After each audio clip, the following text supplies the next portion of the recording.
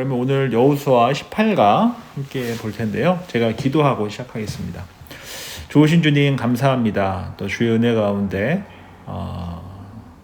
함께 모여서 다시금 주의 말씀 보게 하셔서 감사함을 드립니다. 오늘 함께 나눌 여호수아서 9장을 통하여서 또 주시고자 하시는 말씀 받고 또 삶 속에서 적용할 수 있는 또 하나님의 그 큰 품을 다시금 한번 고백할 수 있는 복된 시간 되게 해주십시오.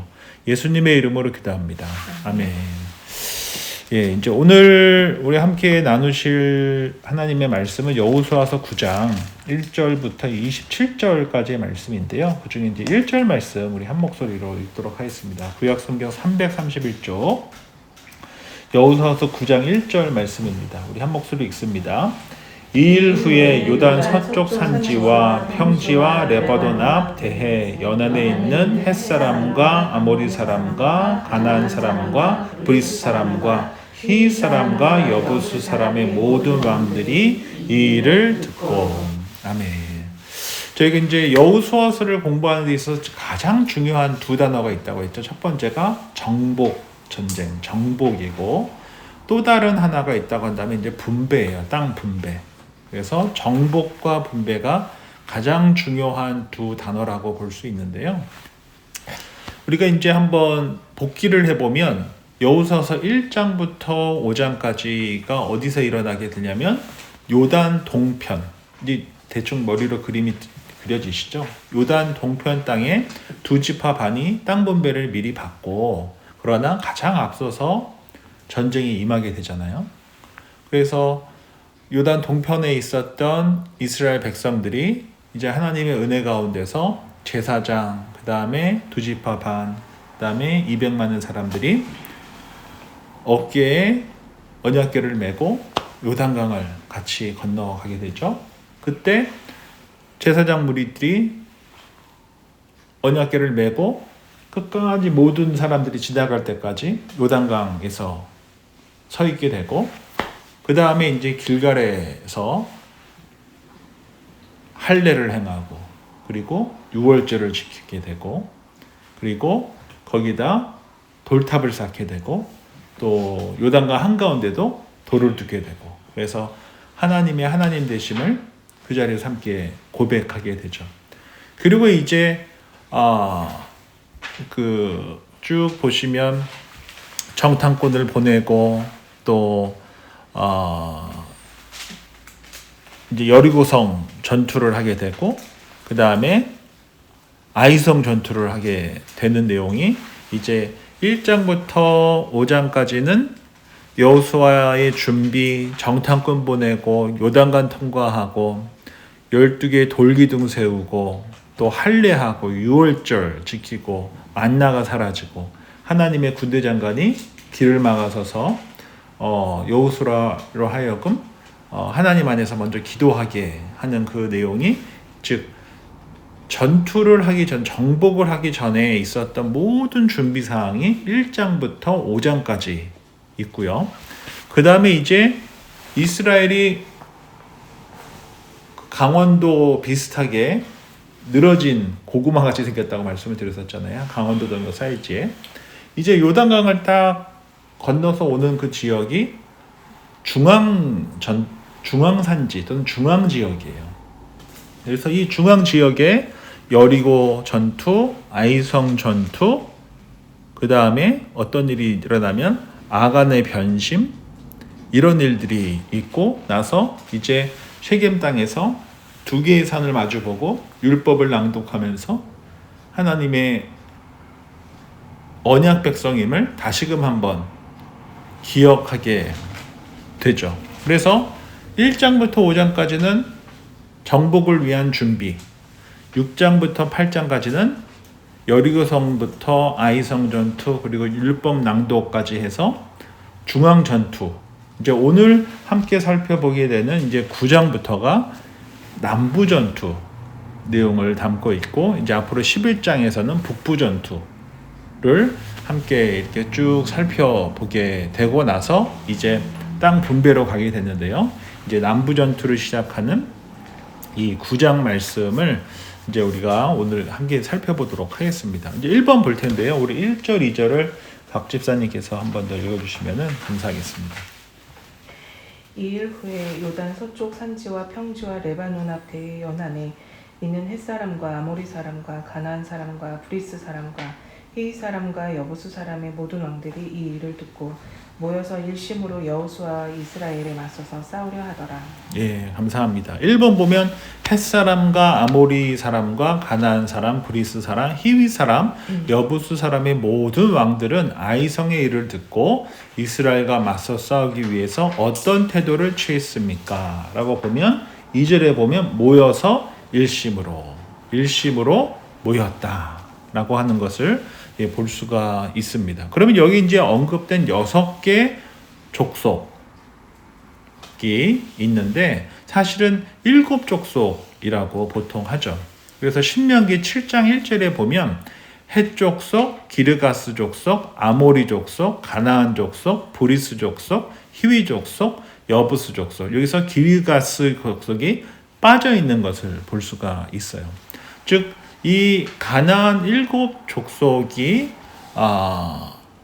연합군을 만들어서 어떻게 하려고 했었다는 걸 여기서 볼 수 있습니까? 이스라엘과 맞서서 싸우려고 했다라고 하는 것을 볼 필요가 있다라는 것입니다. 그래서 이것을 저는 어떻게 조금 보고 싶냐면 여기 제가 여기 보여주는 이 사진을 이렇게 살짝 이렇게 보시면 이게 이스라엘의 지형이에요. 지형이 이제 어떻게 되어 있느냐를 이제 대략 살펴보시면 골란고원이라고 하는 높은 산지 지형이 요단 동편 지형이에요.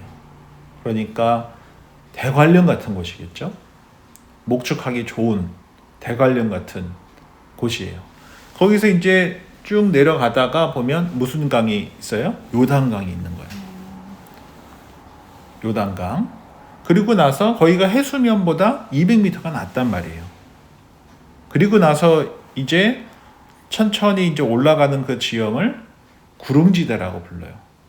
그리고 나서 이스라엘 중앙에 있는 산악지대가 있고 이 산악지대에서 천천히 내려오면서 구릉지대가 되고 구릉지대에서 이제 해안 지역으로 가요. 다시 한번 이렇게 그려보면 대관령 같은 골란 고원 같은 높은 고원 대관령 같은 곳에서 뚝 떨어져서 요단강을 지나 이제 다시 구릉지대에서 중앙산지 지역, 이 중앙산지 지역이 이스라엘의 수도인 예루살렘이 있고 세겜이 있고 그런 지역이에요. 중앙의 산지 지역. 그리고 여기가 한 900m 되거든요. 800-900m. 요단강은 밑에는 사해 이런 데는 해수면보다 200m가 낮아요. 그러니까 한 1km 정도가 되는 거예요. 여기 이렇게 쭉 올라와서 이렇게 내려가서 구릉지대를 지나서 이제 지중해에 있는 해안 지형으로 이렇게 되어 있는 게 바로 이스라엘을 이렇게 어떻게 본다고 그러죠? 이렇게 보게 되면은 이런 지형인 거예요. 올라갔다가 내려가서 해안 지형으로. 그러면 한번 상상을 한번 해보세요. 이스라엘 백성들이 고원에서 내려와서 요단강을 건넜습니다. 그리고 건너자마자 만나는 곳이 어디였어요? 여리고성이었죠. 그래서 조금 더 가면은 아이성이었죠. 그러면서 이제 지형이 어떻게 돼요? 올라갔었겠죠. 올라가서 있었던 곳이 그 쉐겜 땅이었어요. 거기서 양쪽 마주보는 산에서 율법을 읽었어요. 200만이. 엄청난 부흥의 현장이 일어났었던 것이에요. 다시금 한번 언약 백성이라는 것을 확인하게 되는 놀라운 장이었어요. 그리고 나서 이제 9장에서 7지파가 7족속이 뭐하게 돼요? 연합군을 차리게 돼요. 그런데 이 7지파가 족속이 어디 대부분 살았냐면은 어디 살았을까요? 물 좋고 땅 좋고 그런 데였겠죠. 뒤에 있는 산이고 앞에는 강이 흐르는 농사가 잘 되는, 특별히 그 시대 때면은 더욱이 공장이 있고 그렇지 않았기 때문에 농사를 지을 수 있는 지역에 살았을 거 아니에요. 그리고 해안가 지역에 더 많이 살았었겠죠. 그래서 이 7족속이 산 그 지형을 이게 조금 사진이 작은데 이렇게 보시면 중앙산지 지역 지나서 북쪽부터 남쪽까지 7개 족속이 해안가를 대충 붙어서 이 구릉지대에서부터 해안지대까지 블레셋 지역은 다 해안 백성들이거든요. 이렇게 있었다라고 봤을 때 이 7족속이 두렵고 떨림 가운데 소문을 듣고 있긴 있었으나 막상 언제까지는 기다리고 있었던 것이에요.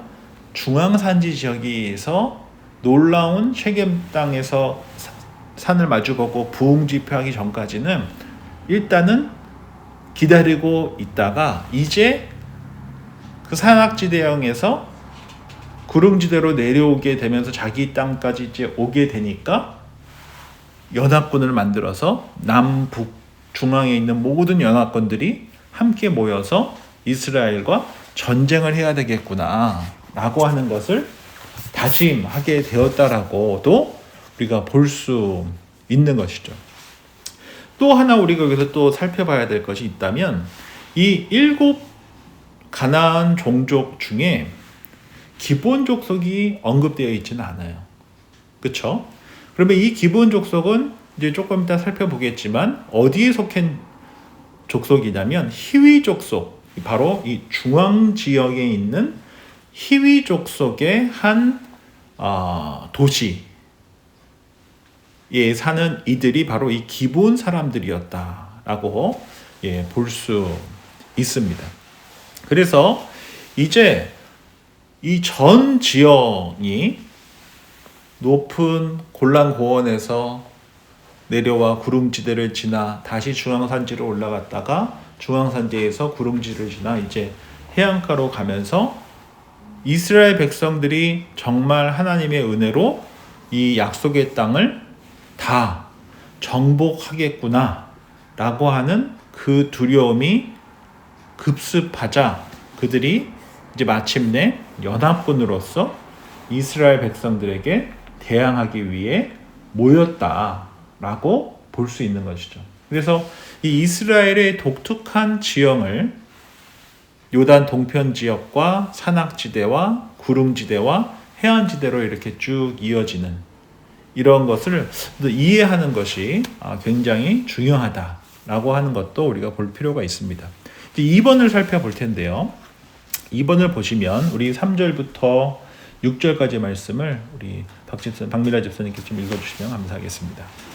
기브온 주민들이 여호수아가 여리고와 아이에 행한 일을 듣고 꾀를 내어 사신의 모양을 꾸미되 헤어진 전대와 헤어지고 찢겨져서 기운 가죽 포도주 부대를 날 뒤에 싣고 그 발에는 낡아서 기운 신을 신고 낡은 옷을 입고 다 바르고 곰팡이가 난 떡을 준비하고 그들이 길갈 진영으로 가서 여호수아에게 이르러 그와 이스라엘 사람들에게 이르되 우리는 먼 나라에서 왔나이다. 이제 우리와 조약을 맺읍시다 하니. 예, 감사합니다. 2번 보면 기본 사람들은 6개 지역의 가나안 지방 연합군들과 달리 꾀를 내어서 낡은 복장을 하고 헤어진 신을 신고 말라 곰팡이가 핀 떡을 준비하여 여호수아와 이스라엘 사람들에게 무엇이라고 말했습니까? 뭘 했습니까? 우리는 먼 나라에서 왔는데 우리와 뭐를 맺읍시다? 조약을 맺읍시다. 그래서 이 기본 사람들의 꾀, 즉 이 히위 족속이 중앙 지역이니까 그렇게 먼 곳에 사는 사람들이 아닌데 하나님과 함께하는 이스라엘 백성들의 궁극적으로 정복될 것이다, 정복할 것이다 라고 하는 그 두려움 때문에 꾀를 쓴 것이죠.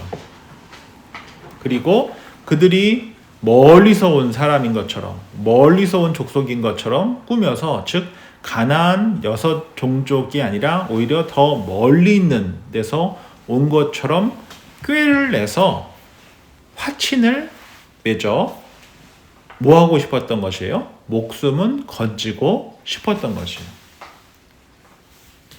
그 결과 이스라엘이 여리고와 아이를 점령했다는 소식을 듣고 기브온 사람들이 이렇게 꾀를 내서 싸우지 않고 먼 나라에서 온 것처럼 위장해서 화칭을 쳐내 이스라엘 백성과 언약을 체결하게 되고 그들이 결국 이스라엘 백성들의 나중에 설명드리겠지만 물깃고 나무를 패는 종들처럼 그 이스라엘 백성들에게 포함되게 되는 일이 오늘 사실 본문에 일어나는 일이에요. 이처럼 기브온 족속 하면은 어떤 족속이라고 볼 수 있는 거죠? 꾀가 있는 족속.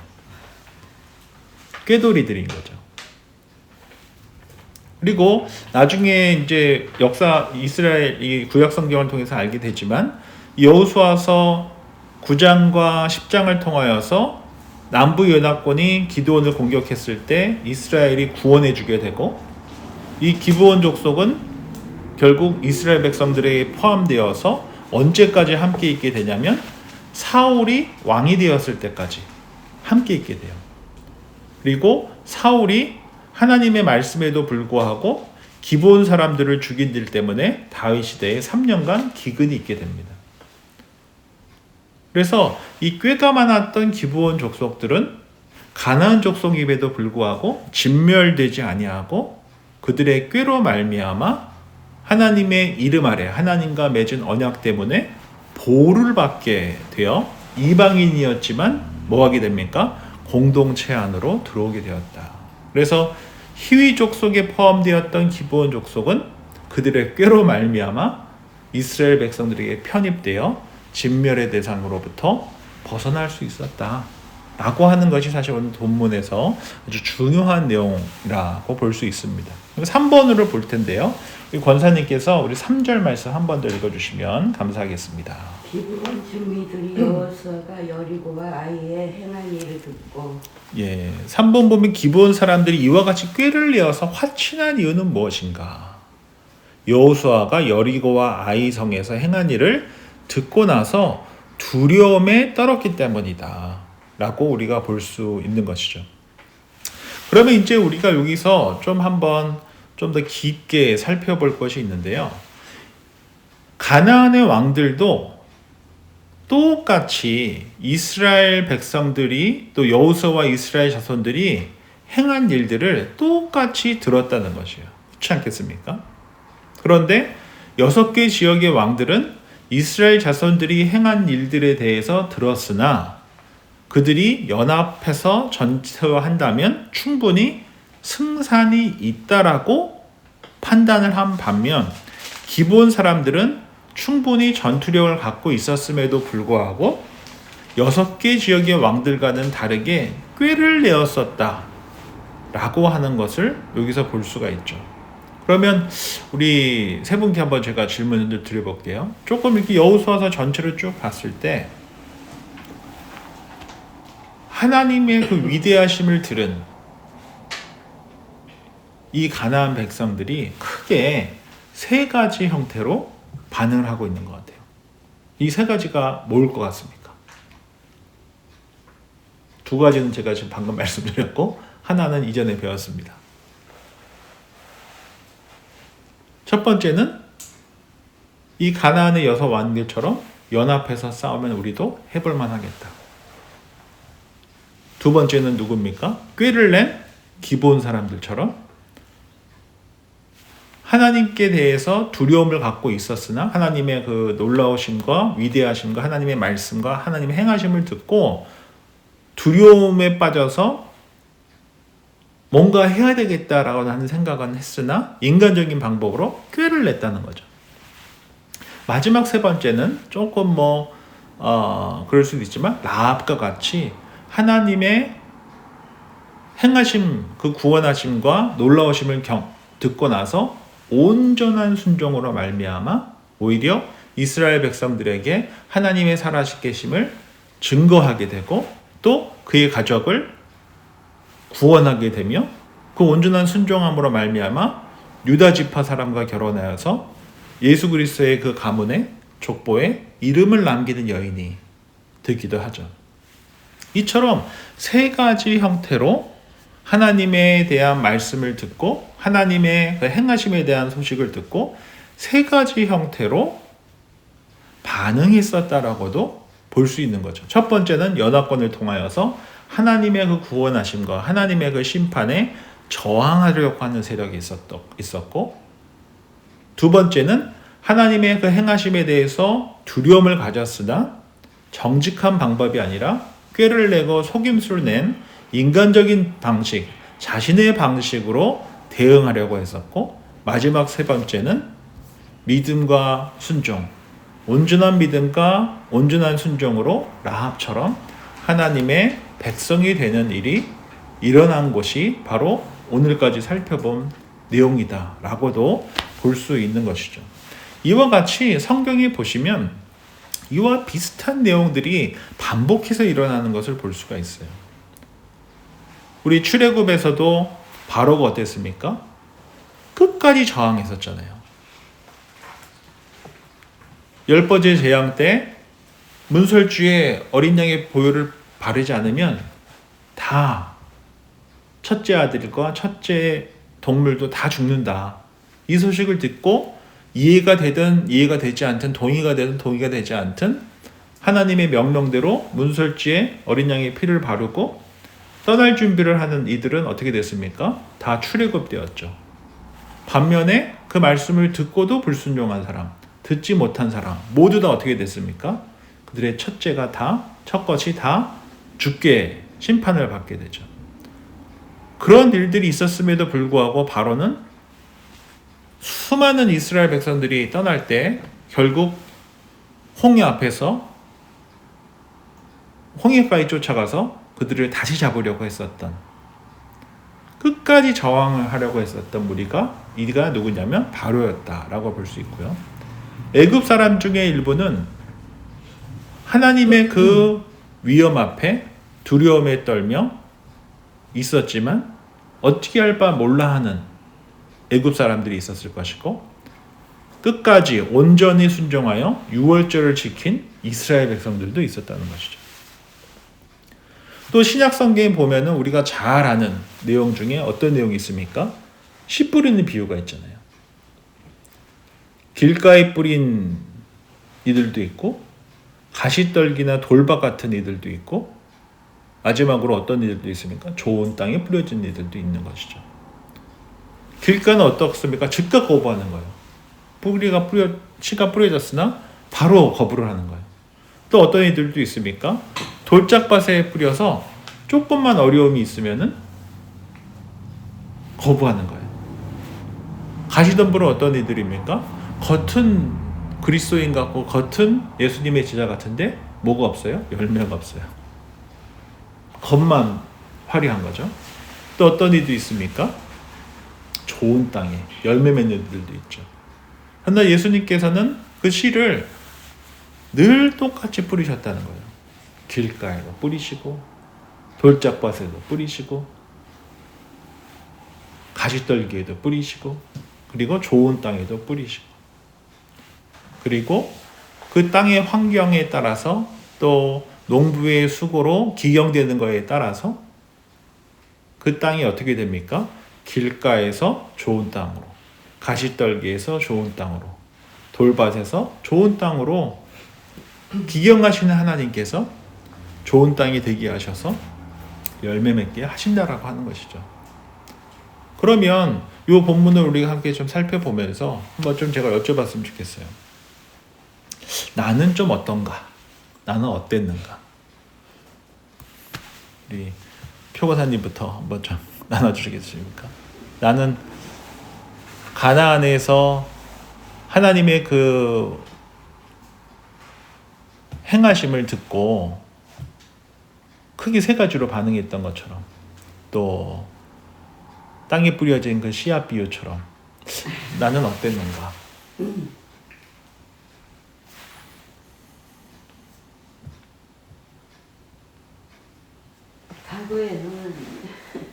과거에는 돌짝이나 가시 그렇겠죠. 근데 이제 이렇게 세월이 흐르고 나이가 먹다 보니까 조금씩 믿음이 성장하고 이러다 보니까 좋은 열매도 맺는 것 같아요. 그게 다 그렇지 않은 것 같아요. 우리 박미라 집사님은 어떠십니까? 저는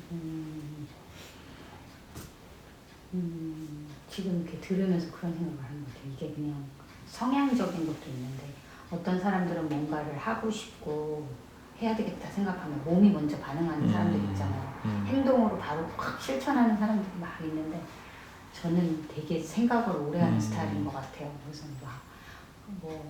그런 사람들 보면 대단하다 막 이렇게 하고 막 그렇게 생각을 하는데 이제 이거를 믿음적인 면에서도 좀 제가 생각을 해보면 믿음적인 면에서도 제가 그러고 있지 않나.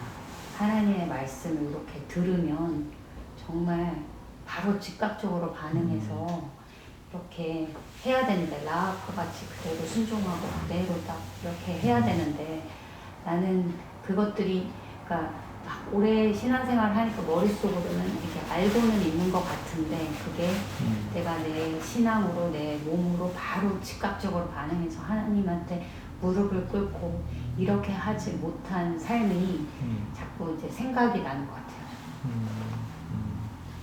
박주현 집사님. 저는 나도 즉각적인 순종만 빼고 다 했던 것 같아요. 인간적인 방법 그리고 맞서 싸워서 진짜 그냥 제 생각대로 제 마음대로 다 그렇게 했었던 과거가 떠오르면서 이제 그 다음 장이 또 이제 궁금해지네요. 저는 이 본문을 보면서 이 가나안 땅에 있었던 수많은 종족들이 사람들이 하나님의 그 하나님 되심에 대해서 다 들었을 거 아니에요. 출애굽한 내용부터 40년 광야 생활하면서 그 애굽의 수치를 경험하게 하신 내용까지도 다 알았을 것이고 그리고 이제 새로운 리더십 아래에서 여호수아를 통하여서 하나님께서 요단강을 건너게 하시고 여리고성을 무너뜨리게 하시고 아이성을 통해서 실패했으나 다시금 승리하게 하시고 세겜 땅에서 다시금 언약 백성이 되게 하시는 내용들을 이렇게든 저렇게든 다 들었을 거 아니에요. 즉 복음에 대한 소식을 듣고도 사람들마다 반응하는 게 너무나 다르구나. 어떤 이들은 연합하여서 저항하려고 하고 어떤 이들은 인정은 하나 자신의 방식으로 해결해 보려고 하고 어떤 이들은 앞뒤 재지 않고 라합처럼 두려움에 하나님의 그를 경외하는 마음에 온전한 순종과 믿음으로 반응하여서 구원받는 그런 일들이 일어나는구나 라고 하는 것을 자체가 질기고 독한 것 같아요. 네. 제가 그러다 보면 꺾이지가 않아. 사는 그쵸. 마음이 그런 거를 많이 느껴요. 그러니까 성격이 안 변한다 그러면. 그러니까 그게 사실 하나님의 은혜가 죄보다 강할 뿐이지 다른 말로 하면 죄라고 하는 것이 하나님 없이 살아가려고 하는 자존심이잖아요. 하나님 없이 살 수 있습니다 라고 하는 하나님 내가 필요할 때만 쓰고 싶습니다 라고 하는 자존심이 아닙니까? 죄라는 것이. 진짜 필요할 때만 쓰는 것 같아요. 네. 문제인데.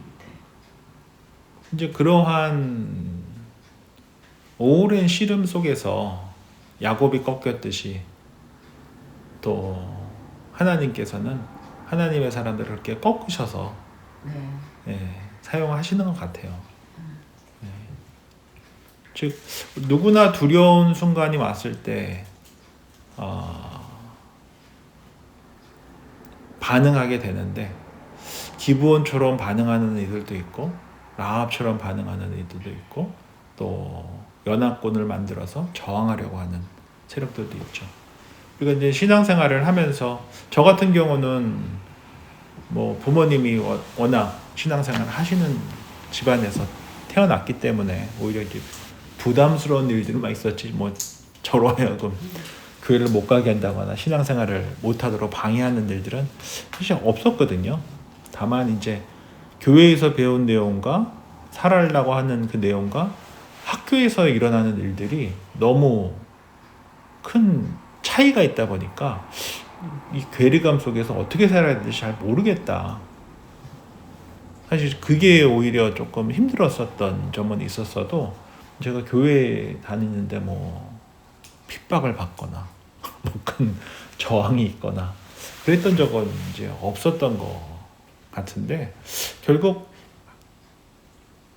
말씀을 듣고 반응하는 것이 너무나 다르다 라고 하는 것. 그럼에도 불구하고 하나님께서는 그 네 군데의 밭에 똑같이 씨를 그럼에도 불구하고 꾸준히 뿌리시는 분이 바로 우리 하나님이시다 라고 하는 것을 우리가 한 번 더 살펴볼 필요가 있다라는 것이죠. 그래서 저는 하나님 말씀을 듣고 거부하는가 아니면 기브온처럼 내 뜻대로 하며 미루고 있는가 아니면 그냥 simply 라합처럼 따르고 있는가, 이것을 우리가 한번 좀 진지하게 생각해 볼 필요가 있는 것이죠. 왜?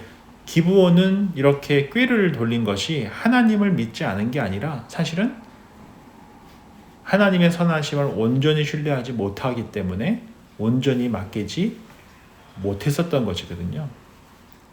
그리고 연합군들은 이제 혼자 하기는 조금 벅찰 것 같고, 그러니까 함께 모여서 다수를 만들어 저항해 보려고 하는데, 사실은 다수가 선택한다고 해서 옳은 것은 아니잖아요.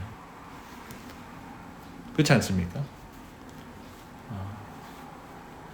그래서 우리가 나는 미루는 사람인가, 거부하는 사람인가, 아니면 따르는 사람인가, 이것을 우리가 좀 진지하게 물어볼 필요가 있다라는 것입니다. 우리 4번 보도록 하겠습니다. 우리 4번 말씀을 볼 때요, 우리 16절 말씀을 우리 박주현 집사님께서 한 번 더 읽어주시면 감사하겠습니다. 그들과 조약을 맺은 후 사흘이 지나서야 그들이 이웃에서 자기들 중에 거주하는 자들이라 함을 들으니라. 예, 감사합니다. 여호수아와 이스라엘 자손들은 기브온 사람들과 화친 조약을 맺은 사흘 후에 그들은 그들의 말처럼 멀리서 온 사람들이 아니라 이웃에 거주하는 사람이라는 것을 알았습니다. 그래서 결국 이스라엘 자손들은 기브온 사람들을 어떻게 했습니까? 우리 27절 말씀 제가 읽어드립니다. 그날의 여호수아가 그들을 여호와께 택하신 곳에서 회중을 위하여 여호와의 제단을 위하여 나무를 패며 물을 깃는 자들로 삼았더니 오늘까지 이르니라. 어떤 일이 있었던 것이죠? 그들이 꾀를 내서 거짓말했다라는 것이 사흘 만에 들통이 났음에도 불구하고 하나님 안에서 이미 언약을 맺었기 때문에 어떻게 했습니까? 그들로 하여금 27절 말씀처럼 여호와의 제단을 위해 나무를 패고 물을 깃는 종들로서 그들을 공동체 안에 받아주었다라고 하는 것이에요. 즉 그들의 꾀를 통해 그들은 생명을 얻게 되었고, 따라서 그들의 꾀를 단순한 꾀가 아니라 지혜가 되게 하셨다라고 하는 것이죠. 우리 그래서 지난 어저께 우리 하두수 집사님께서 그러시더라고요.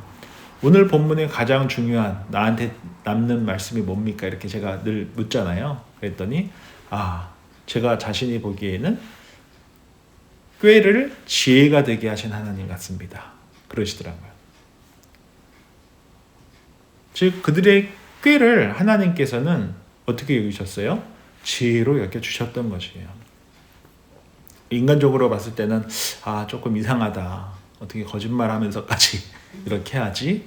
라고 볼 수 있으나 하나님께서는 그들의 꾀를 지혜로 보셨다. 이와 가장 비슷한 내용을 담고 있는 것이 이 불의한 청지기 비유 같아요. 우리 전에 이게 비유 함께 공부하면서 이 불의한 청지기 비유 누가복음 16장 함께 봤었는데요. 우리 한 번 더 좀 찾아보도록 하겠습니다. 우리 누가복음 16장입니다. 신약성경 121쪽에 있는 불의한 청지기 비유, 누가복음 16장 1절부터 8절까지의 말씀을 좀 함께 살펴보도록 하겠습니다. 그러면 저부터 2절씩 이렇게 돌아가면서 읽겠습니다.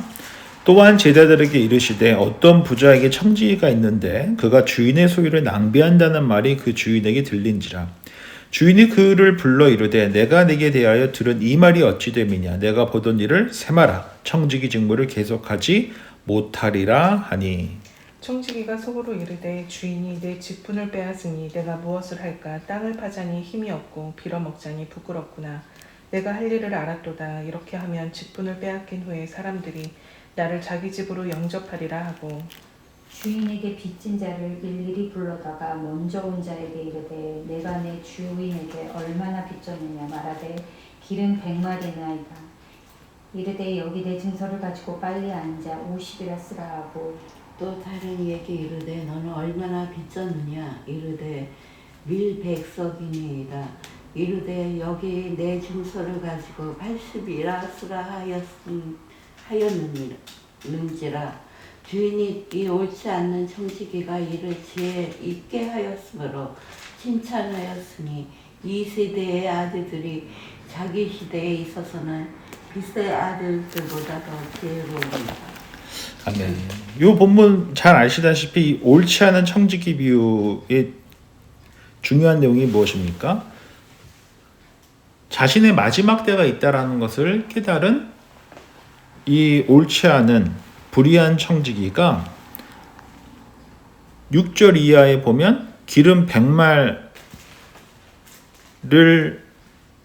빌린 이에게 뭐라고 쓰라고 했어요? 50이라고 쓰라고 하고, 또 밀 100석을 빌린 이야기는 80이라고 쓰라고 했잖아요. 그렇게 은혜를 베풀어서 자신이 이 청지기의 일을 그만두게 되면은 그들에게 좀 도움을 구하고자 이렇게 뭐를 썼다는 거예요? 꾀를 썼다는 거예요. 그런데 예수님께서는 이 비유를 통하여서 오히려 마지막 때가 있다는 것을 알고 마지막을 준비한 그의 꾀를 뭐 하셨습니까? 칭찬하셨잖아요.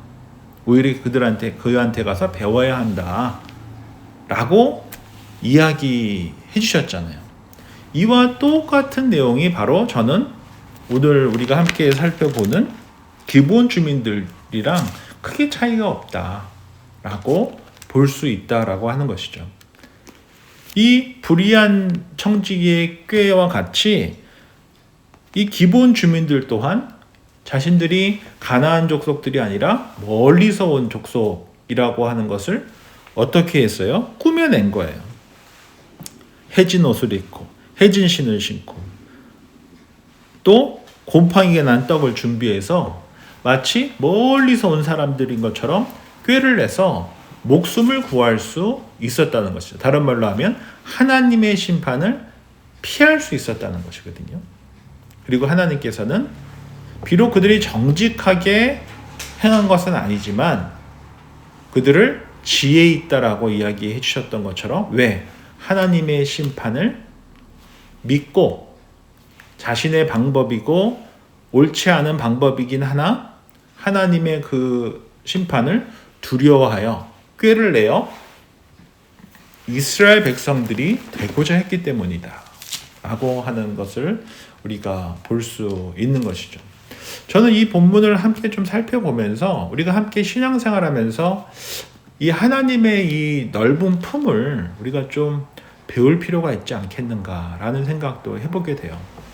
우리가 교회에 오시는 우리 베리 교회에 오시는 성도님들만 봤을 때도 정말 예배자로서 그 사모함을 갖고 정말 헌신된 마음으로 함께 섬기기 위해서 오시는 성도님들도 계시겠지만 그렇지 않은 다양한 이유로 오시는 분들도 계시지 않겠습니까?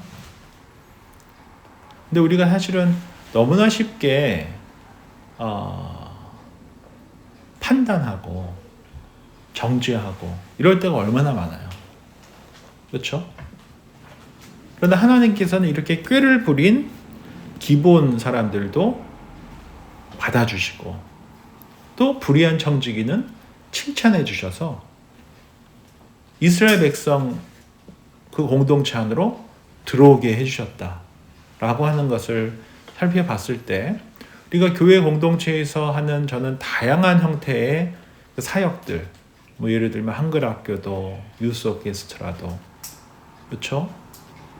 이러한 모든 다양한 사역들, 또 우리가 이제 6월 달에 할 바자회도 그렇고 계속적으로 교회가 믿지 않는 사람들에게 찾아가 함께 더불어 살아가기 위해서 애쓰는 그런 모든 행동들이 모두 다 전도고 선교고, 또 이러한 일들을 통하여서 함께 예배하고 함께 한 공동체로 되어져 가는 과정 속에서 다양한 사람들, 라합 같은 이들도 있겠지만 또 기본 주민들 같은 이들도 있을 수 있고, 하나님께서는 그들을 모두 다 품어주신다라고 한다는 사실을, 그래서 결코 잊으시면 안 된다라고 하는 것을 볼 필요가 있다라는 것이죠. 이제 5번 보도록 하겠습니다. 우리 다시 여호수아서 9장으로 돌아와서 우리 박미라 집사님께서 14절 15절 좀 읽어주시면 감사하겠습니다.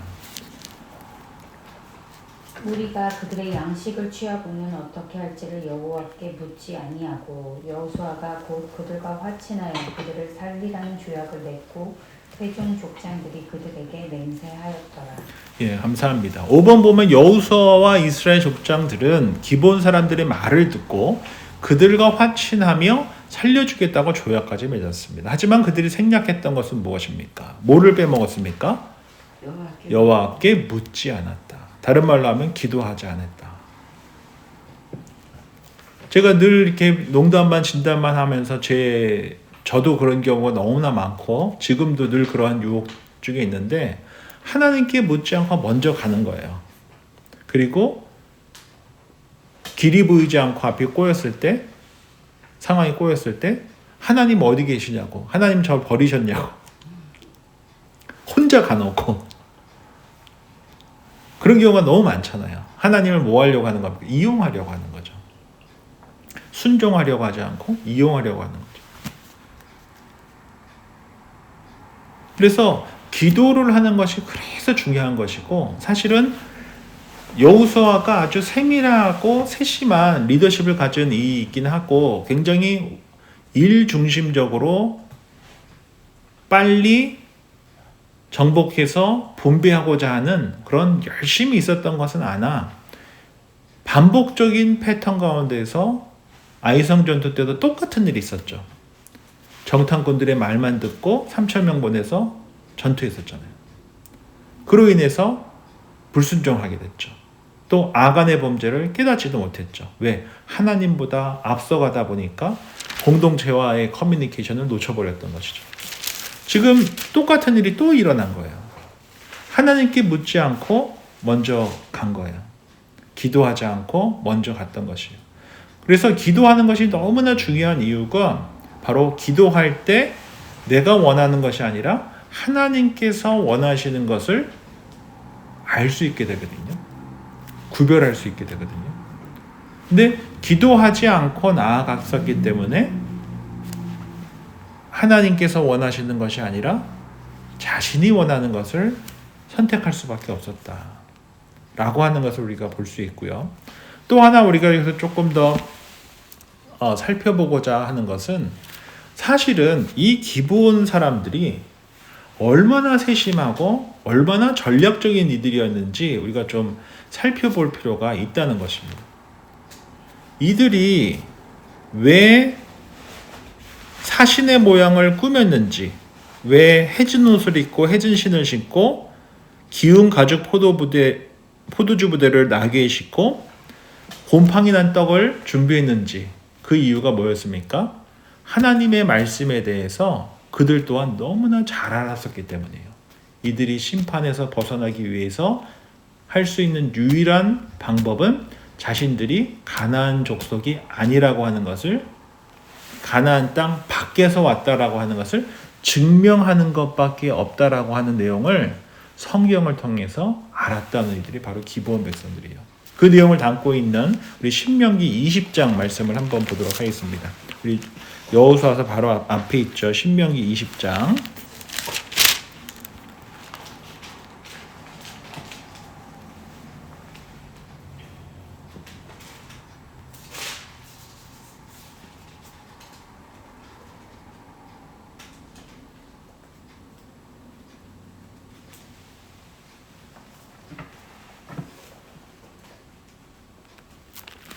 우리 신명기 20장 10절부터 18절까지인데요. 저부터 두 절씩 읽도록 하겠습니다. 10절 말씀 읽습니다. 내가 어떤 성읍으로 나가서 치료할 때에는 그 성읍에 먼저 화평을 선언하라. 그 성읍이 만일 화평하기로 화답하고 너를 향하여 성문을 열거든 그 모든 주민들에게 내게 조공을 바치고 너를 섬기게 할 것이요. 만일 너와 화평하기를 거부하고 너를 대적하여 싸우려 하거든 너는 그 성읍을 에워쌀 것이며 내 하나님 여호와께서 그 성읍을 내 손에 넘기시거든 너는 칼날로 그 안에 남자를 다 쳐 죽이고 너는 오직 여자들과 유아들과 가축들과 성읍 가운데 있는 모든 것을 너를 위하여 탈취물로 삼을 것이며 너는 내 하나님 여호와께서 내게 주신 적군에게서 빼앗은 것을 먹을지라. 내가 내게서 멀리 떠난 성읍들 곧 이 민족들에게 속하지 아니한 성읍들에게는 이같이 행하려니와 오직 내 하나님 여호와께서 내게 기업으로 주시는 이 민족들의 성읍에서는 호흡 있는 자를 하나도 살리지 말지니 곧 해 조속과 아무리 조속과 가나안 조속과 브리스 조속과 히위 조속과 여부스 조속을 내가 진면하되 내 하나님 여호와께서 내게 명령하신 대로 하라. 8절까지 제가 읽습니다. 이는 그들이 그 신들에게 행하는 모든 가증한 일을 너희에게 가르쳐 본받게 하여 너희가 너희의 하나님 여호와께 범죄하게 할까 함이니라. 아멘. 이 말씀을 보면은 어떻다라고 이야기하고 있습니까? 16절, 15절, 16절, 17절에 보면 이 가나안 족속, 이 7 족속에 속하는 이들은 어떻게 하라고 하나님께서 말씀하고 있어요? 호흡 있는 이들을 하나도 살리지 말아라. 그러니까 살 수 있는 방법이 뭐밖에 없는 거예요? 이 족속에 포함되지 않은, 즉 멀리 있을 때에만 살 수 있는 것이지 이 족속에 포함돼서는 호흡을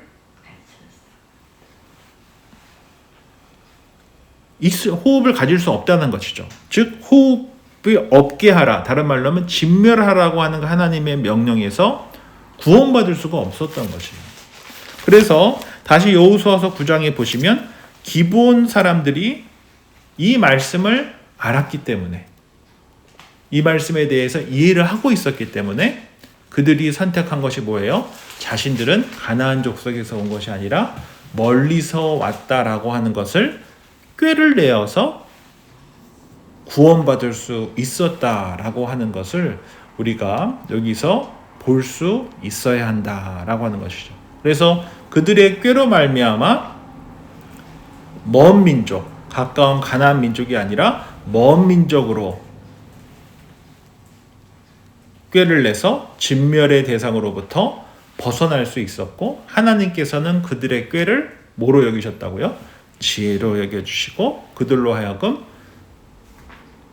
제사를 드리는 데 필요한 종으로서 살아갈 수 있도록 하나님께서 언약으로 지켜주셨다라고 하는 것을 우리가 여기서 살펴볼 필요가 있다라고 하는 것을 우리가 볼 수 있는 것이죠. 그래서 이 기브온 족속의 꾀는 비록 속임수였지만 하나님께 편입되고 하나님의 심판을 인정하고 하나님의 심판으로부터 구원받고자 했었던 믿음으로 비롯되었기 때문에 하나님께서는 이들의 꾀를 지혜로 여겨 주셨다라고 하는 것을 우리가 살펴볼 필요가 있고, 또 이들이 얼마나 열심히 하나님의 말씀에 대해서 연구하고 공부하고 알려고 했었는지 이제 또한 우리가 여기서 볼 수 있는 그러한 눈이 있을 필요가 있다라고 하는 것이죠. 마지막으로 우리가 여기서 제가 언급되어있진 않지만 하나 더 좀 살펴보고자 했었던 것은 18절과 19절 말씀입니다. 제가 읽어드릴게요. 그러나 회중 족장들이 이스라엘의 하나님 여호와로 그들에게 맹세하였기 때문에 이스라엘 자손이 그들을 치지 못한지라. 그러므로 회중이 다 족장들을 원망하니 라고 되어져 있는데, 이 원망하다에다가 공표를 한번 쳐보셨으면 좋겠어요. 그리고 19절에 보면 모든 족장이 온 회중에게 이르되 우리가 이스라엘의 하나님 여호와로 그들에게 맹세하였은즉 이제 그들을 건드리지 못하리라. 즉 하나님의 언약으로 되어졌기 때문에 그들을 건들 수는 없죠. 그러나 이 출애굽 2세대들이 그들이 한 이 회중 족장들이 행한 또 여호수아가 행한 이 맹세에 대해서 족장들에게 뭐 했습니까? 원망했다는 거예요. 근데 사실 우리 출애굽 1세대들이 왜 40년간 광야 생활을 했습니까? 원망했기 때문이잖아요. 아, 이렇게 살 것 같았으면 애굽이 더 좋았다. 그때는 고기도 먹고 뭐도 먹고 이랬었는데 여기 나와 보니 뭐냐, 맨날 먹을 것도 없고 마실 것도 없고 만나를 주고 메추라를 주고 때마다 철마다 마실 물을 주고 불기둥과 구름기둥으로 인도해 주셨음에도 불구하고 1세대 출애굽한 이들은 원망했어요. 누구를 원망했습니까? 하나님을 원망했고 모세를 원망했어요. 그런데 2세대 출애굽한 이들, 이제 약속의 땅 가나안 땅으로 들어와 여호수아와 함께 요단강을 건너고 할례를 하고 유월절을 지키고 세겜 땅에서 언약 백성임을 다시금 한번 확인하고 그 가운데 여리고성과 아이성 전투에서 승리를 경험했었던 이 2세대 출애굽한 이스라엘 백성들은 누구를 원망했어요? 이들이 기도하지 않고 결정한 하나님보다 앞선 이 리더십에 대해서 뭐 했어요? 원망했다는 것이에요. 그러면 1세대의 원망과 2세대의 원망이 어떻습니까? 1세대의 원망은 부정적인 원망이었다고 한다면 2세대의 원망은 어떤 원망이라고 볼 수 있어요? 긍정적인 선한 원망이었다는 것이죠. 왜? 하나님보다 앞서서 하나님께서 진멸하라고 했었던 그 말씀을 온전히 지킬 수 없는 상황에 있게 한 여호수아와 그 리더십들을 원망했었기 때문이죠. 다른 말로 하면 그들은 무지하지 않았다는 거예요. 그들은 정말 하나님의 말씀을 지키고 싶었다는 거예요. 저는 그래서 우리 교회 귀한 공동체에서 말씀을 읽고 건강하게 신앙생활하는 것을 가장 중요한 점으로 여겨야 되는 이유가 바로 여기 있어요. 저희가 이제 교회로서 모였을 때 가장 중요한 것은 성령 안에서 사람들과 함께 회의하고 결정하면서 하나님의 인도하심 속에서 살아가는 것이에요. 그것이 바로 초대교회의 정신입니다. 그 전까지는 위대한 영적 지도자가 나와서 이끌었다고 한다면 초대교회 때부터는 어떻습니까? 성령 안에서 교회 공동체의 끊임없는 기도와 회의와 결정 속에서 교회가 세워져 가고 있잖아요. 베리하는 장로교회가 박창룡 교회입니까? 아니잖아요. 우리도 운영위를 놓고 성령 안에서 함께 기도하면서 모두 다 동의를 하지 않으시면 제가 하고 싶은 것이 있고 이것이 제 입장에서는 바람직하다고 여겨져도 저는 하지 않습니다. 저희는 100% 동의 안 하면 안 하기로 했거든요. 저도 가끔은 이렇게 자존심도 상하고 옳다라고 우기고 싶고 그럴 때도 있어요. 그러나 저는 그것이 바람직하지 않다라고 성령의 그 인도하심에 어게인스트 되는 거라고 저는 생각을 해요. 그러려고 한다면 우리 평신도 성도님들이 어떻게 하셔야 됩니까? 무지하시면 안 돼요. 교회 리더십이 엉뚱한 길로 갔을 때 이렇게 뭐 할 수 있으셔야 된다는 얘기입니까? 원망할 수 있으셔야 되는 거거든요. 근데 무지하면, 깨어있지 않으면 뭐 하지 못해요? 원망을 못해요. 잘못된 길로 가고 있어도 잘못됐다라고 뭐 하지 못해요? 말하지 못하는 거예요. 이것은 옳지 않습니다. 저희가 깨어서 기도하고 말씀 안에서 살아가야 하는 이유가 바로 여기 있고, 무엇보다 저희가 조금 더 이렇게 강하게, 조금 더 이렇게 한 걸음 더 나아가서 적용해야 한다고 봤을 때, 부모보다 자녀가 뭐 하기를 다 바랍니까? 자녀가 더 하나님 안에서 바르게 서기를 다 바라시지 않으세요? 부모보다 자녀들이 더 잘 되기를 바라는 게 부모의 마음 아닙니까? 부모보다 더 헌신된 그리스도인으로 살아가는 걸 바라는 것이 우리 부모의 마음이고, 제가 섬기는 동안 베리 한인 장로교회가 하나님 안에서 건강하게 성장하는 것보다 제 후임으로 오실 분이 더 잘하시기를 바라고, 우리가 지금 신앙생활하는 모습보다 우리 다음 세대들이 더 근사하게 신앙생활하기를 바라는 게 부모의 마음이잖아요. 근데 그러한 일이 바로 이 출애굽 2세대 가운데 일어났었다라고 하는 것이 저는 굉장히 고무적인 점이 있다. 원망할 줄을 아는, 바른 원망을 할 줄 아는 이들이 되었다라고 하는 거거든요. 그래서 저희가 우리 신앙생활을 하면서 이러한 다음 세대를 세우는 사역이 우리 교회 가운데 있어야 되겠다. 이를 위해서 우리가 좋은 본이 되어야 되고, 사람 의지하지 않고 성령 안에서 우리가 공동체 안에서 세워진 이 운영이나 당회나 이런 리더십들이 정말 건강하게 또 말씀과 기도 가운데서 성령의 인도하심 속에서 순종하면서 나아가는 것들을 함께 목도할 수 있는 공동체, 또 잘못된 길로 갔을 때 이렇게 이스라엘 백성들처럼 원망할 수 있는 공동체가 되는 것이 정말 건강한 공동체가 될 수 있겠구나라고 하는 것을 함께 살펴봤습니다. 마지막 6번인데요. 한번 공표를 해보셨으면 좋겠어요. 오늘 본문 여호수아 9장의 내용에서 가장 강조된 점은 어디에 있다라고 생각합니까? 맞다고 생각하는 곳에 공표를 쳐봅시다. 한번 여쭤보겠습니다. A번 같다. 기본 민족들의 부도덕성. B번 같다. 여호수아와 이스라엘 자손들의 경솔함. 한 분이십니다. C번. 하나님 앞에서 생명을 얻기 위한 기본 거민의 지혜. 제 생각에는 B번, C번 다 맞는 것 같아요.